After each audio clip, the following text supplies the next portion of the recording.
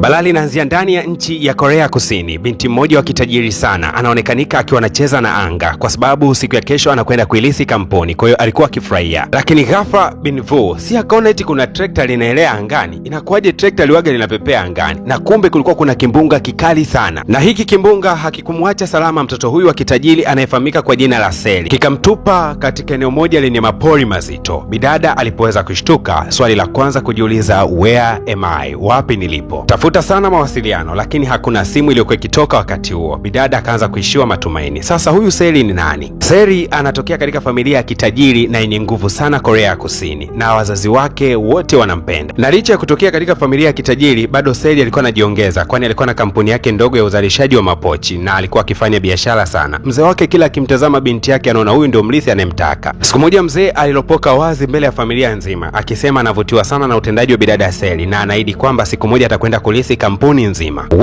Kaka zake wawili walimaindi sana, lakini bidada Seli alifurahi kwa sababu pindi atakapokamata tu uongozi wa kampuni, hawa ndio watakuwa wa kwanza kuatimua kazi. Kwa hiyo kulikuwa kuna bonge la bifu ambao lilikuwa linatembea miongoni mwa wanandugu, na hili bifu lilikuwa ni baya sana. Hasa bidada ili kufurahia kutokana na ile taarifa ya kwamba yeye atakuja kuwa mlisi wa kampuni, basi akataka kucheza michezo ya kufanya skydiving, lakini kwa bahati mbaya msaidizi wake alimwambia kwa hali ya hewa si nzuri, lakini bidada alilazimisha sana kushiriki mchezo huo. Basi bana msaidizi wake hakuwa na namna, akamruhusu. Dogo alipoanza kucheza mchezo si ndo akapotelea huko asikokujua.